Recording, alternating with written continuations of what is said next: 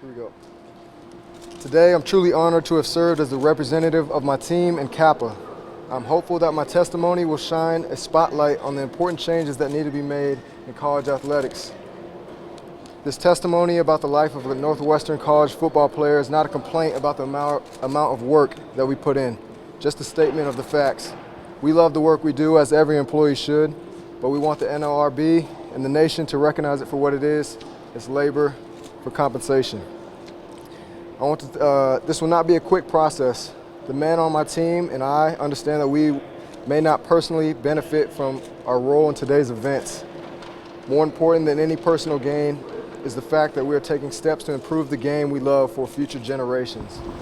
What we heard today is the life of a student athlete at Northwestern is extremely demanding, but also that the academic side and the athletic side are inextricably linked.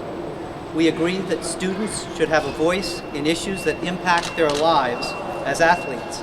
However, we believe that a collective bargaining process at Northwestern would not advance the discussion of many of the issues involved here, in large part because most of the issues being raised by the players are outside the purview of Northwestern University.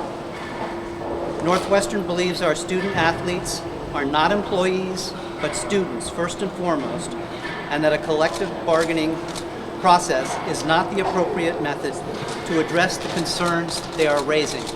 Kain and our legal team today made a strong case that Northwestern football players are employees. The courage that Kain and the Northwestern football players have shown led to this day.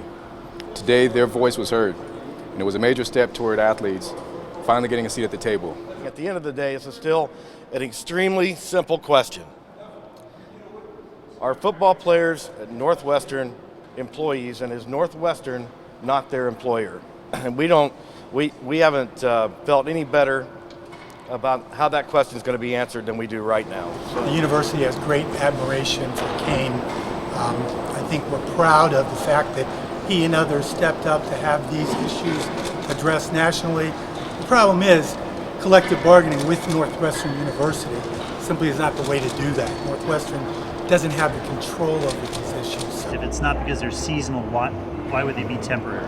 Because they're, by definition, only here for a finite period of time, and after their final season, like Kain Colter, they lose eligibility at that point and don't have the same interest as other football players. But I stress to you that it's Northwestern's position that they're not employees at all, they're students. As a college football player, we heard Kain testify that clearly his status as a football player limited his academic opportunities. And you guys stand by that, despite the Yeah, fact and I don't think that it's unique to Northwestern. That's how it is for college football players. You schedule your academics around football, and in this case, Kain's personal experience, he had a tough time pursuing a pre-med track, and that has impacted him academically. Obviously, the demands of football have to be balanced, and this is a tough job to be a student athlete. But the bottom line is that there's no limitation on the majors that football players can engage in.